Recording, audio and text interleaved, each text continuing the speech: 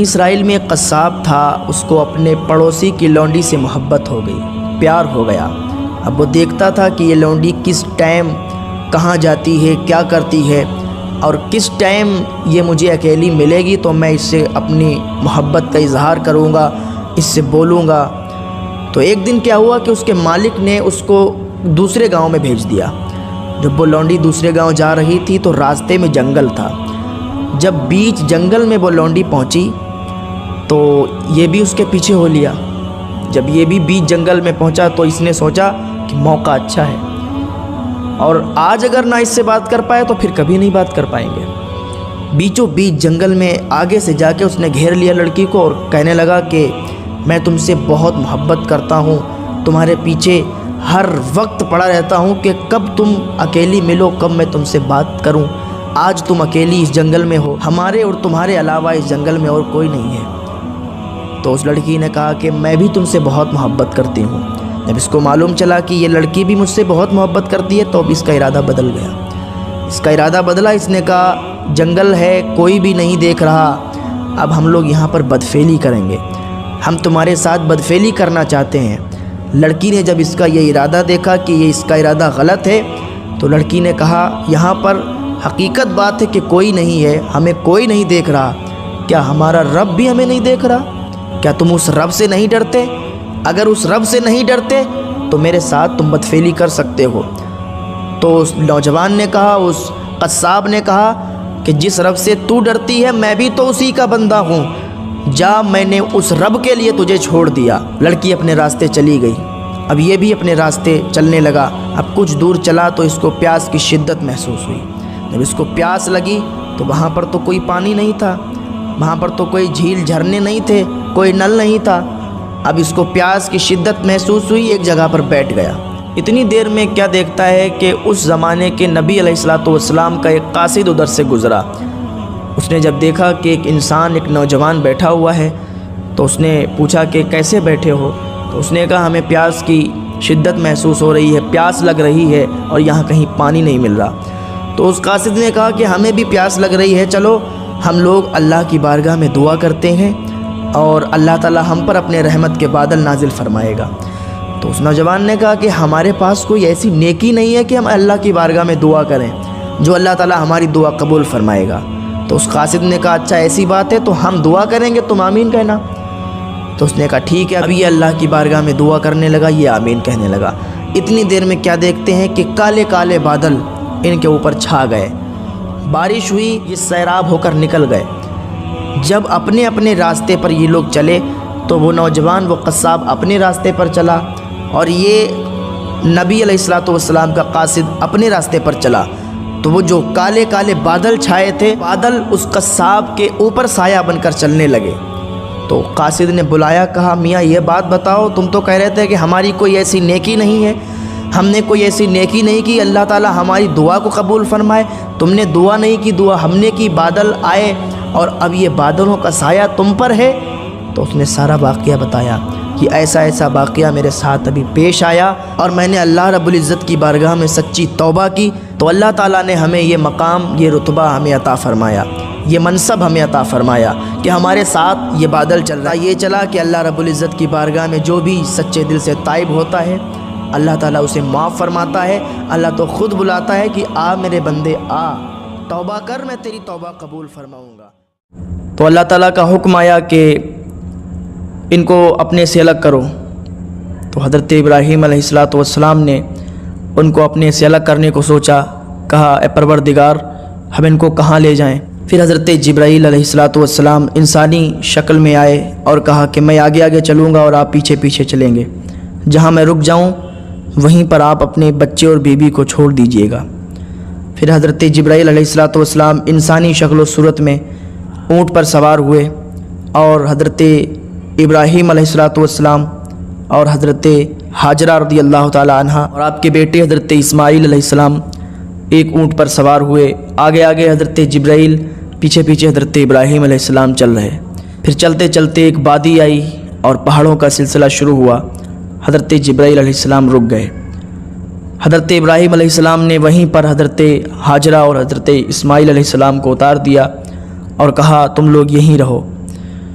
तो हज़रत हाजरा बार बार पूछती कि आप इतनी अजीब जगह, ये पहाड़ इलाका है, यहाँ ना तो पानी है, ना तो खाना है, ना तो कोई पेड़ है, यहाँ आप हम लोगों को छोड़ के जा रहे हैं, क्या वजह है? आपने कई बार पूछा तो हज़रत हाजरा ने सोचा कि ये अल्लाह के नबी हैं, शायद अल्लाह ताला का हुक्म हुआ हो। हज़रत हाजरा ने अर्ज़ की, क्या अल्लाह ताला का हुक्म है, आप यहाँ छोड़ के जा रहे हैं? तो हज़रत इब्राहीम अलैहिस्सलाम ने ऐसे सर हिलाया, कहाँ ये अल्लाह का हुक्म है। हज़रत हाजरा रज़ियल्लाहु ताला अन्हा ने अर्ज़ की कि जब ये अल्लाह ताला का हुक्म है तो आप जाइए, फिर अल्लाह ताला हमारी हिफाजत फरमाएगा। और हज़रत इब्राहीम अलैहिस्सलाम वहाँ से वापस चल दिए। जब हज़रत इब्राहीम अलैहिस्सलाम ऊंची पहाड़ी से नीचे उतर रहे थे तो हज़रत हाजरा बार बार आपकी तरफ देख रही थीं कि हज़रत इब्राहीम जा रहे हैं। उन्हें यह भी नहीं मालूम कि ये कब आएंगे। इतनी घड़ी, इतनी अजीब जगह छोड़कर जा रहे हैं, ना वहाँ पानी है, ना कोई पेड़ पौधा है, ना वहाँ खाना मौजूद है। हज़रत इब्राहीम अलैहिस्सलाम चले आए। हज़रत हाजरा रज़ियल्लाहु ताला अन्हा, उनके पास कुछ खाना था, कुछ मशकीज़े में पानी था। थोड़ा पानी ख़ुद पीती, थोड़ा पानी हज़रत इस्माइल को पिलाती। थोड़े दिन पानी चला, उसके बाद ख़त्म हो गया। और वो शिद्दत की धूप के जब पानी ख़त्म हुआ तो प्यास लगी। जब प्यास महसूस हुई तो हज़रत हाजरा पानी की तलाश में निकली। कभी इस पहाड़ी पे जाती, कभी उस पहाड़ी पे जाती, कभी सफ़ा पर जाती, कभी मरवा पर जाती।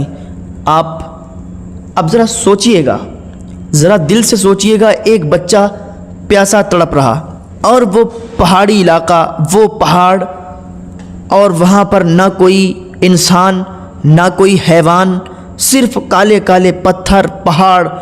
उनके दरमियान हज़रत हाजरा कभी इधर जाती, कभी उधर जाती, लेकिन कहीं पानी मौजूद नहीं। 7 चक्कर लगाने के बाद हज़रत हाजरा गिर जाती हैं। सोचती हैं कि मैं यहाँ मर जाऊँगी, उधर मेरा बेटा। और हज़रत इस्माइल अलैहिस्सलाम अपने पैरों को इतना रगड़ते हैं कि अल्लाह रब्बुल इज़्ज़त की तरफ से उनके पैरों से चश्मे जारी हो जाते हैं, उनके पैरों से चश्मे निकलने लगते हैं, पानी उबलने लगता है। जब हज़रत हाजरा ये देखती हैं तो कहती हैं ज़म ज़म, यानी ठहर जा, तो पानी ठहर जाता है। फिर उधर काफ़िला आ रहा था, उसने देखा कि वहाँ पर परिंदे उड़ रहे हैं। तो काफ़िले वालों ने समझा कि जब परिंदे उड़ रहे हैं तो शायद कि यहाँ पर पानी हो, क्योंकि पानी जहाँ होता वहाँ परिंदे उड़ते हैं। तो वो लोग आए और कहने लगे कि हम लोग यहाँ रह सकते हैं। तो हज़रत हाजरा ने इरशाद फरमाया कि हाँ, आप लोग यहाँ रह सकते हैं, लेकिन पानी मेरा है। तो उन लोगों ने कहा ठीक है, पानी आपका है, हम लोग यहाँ रहेंगे और हमें आप इजाज़त दीजिए हम इस पानी को इस्तेमाल करें। तो हज़रत हाजरा ने उनको रहने के लिए वहाँ पर जगह दे दी। फिर इधर हज़रत इब्राहीम अलैहिस्सलाम को हुक्म हुआ कि जाओ, 1 साल के बाद कि जाओ मिल कर आओ। हज़रत इब्राहीम अलैहिस्सलाम अपने घर से निकलते हैं और 1 महीना सफ़र करते हैं। 1 महीने की सफ़र के बाद फिर आप उसी जगह पर पहुँचते हैं जहाँ पर हज़रत हाजरा हज़रत इस्माइल को आपने छोड़ा था।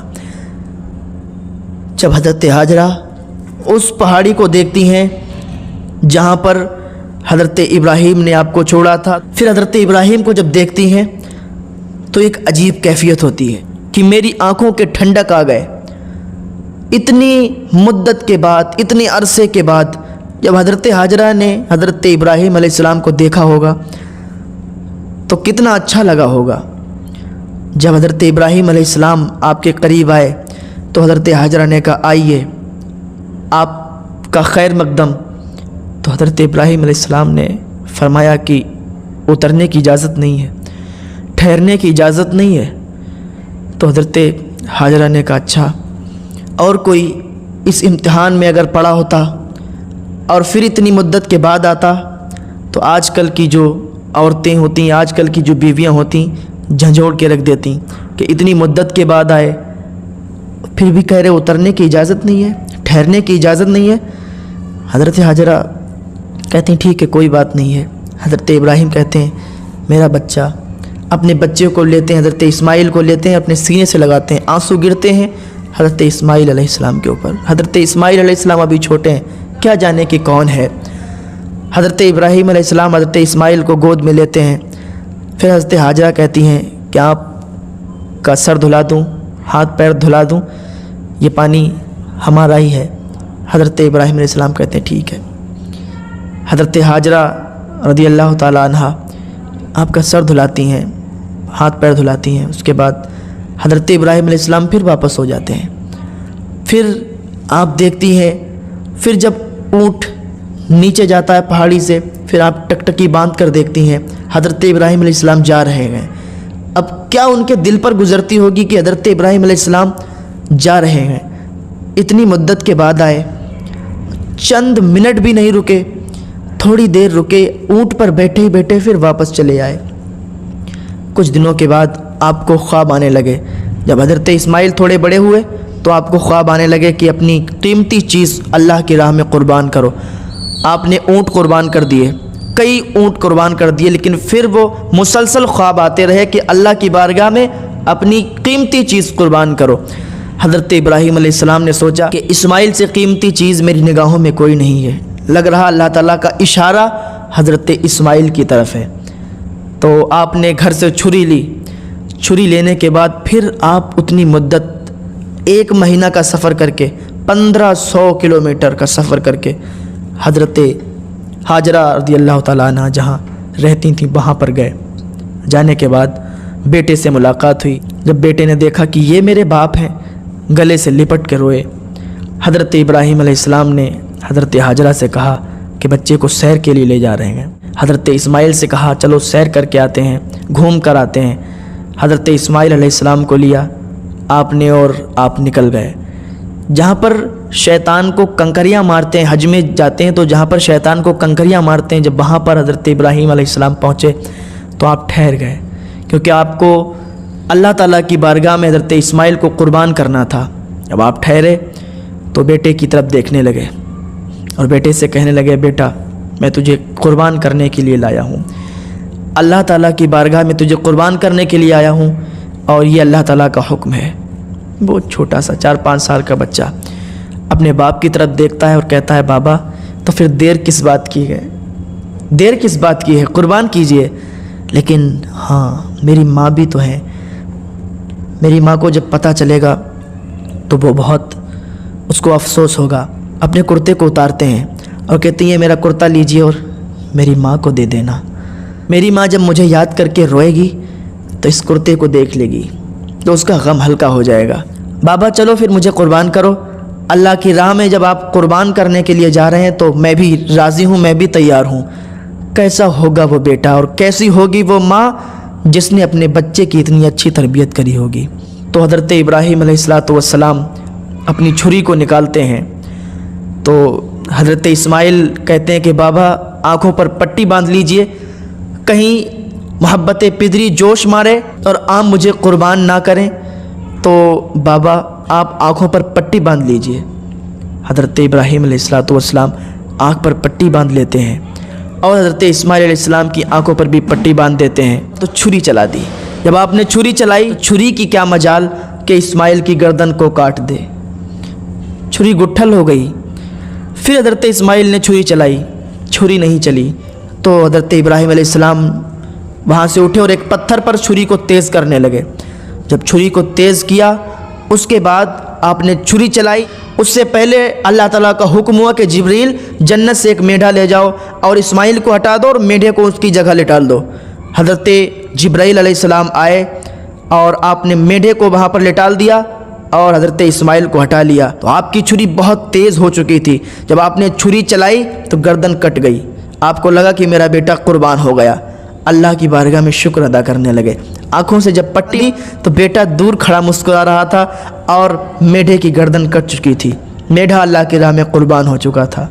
تو یہ اللہ تعالیٰ کی بارگاہ میں ان کی قربانی ہو گئی اور اللہ تعالیٰ نے ان سے جو امتحان لیا تھا یہ اس امتحان میں پاس ہو گئے۔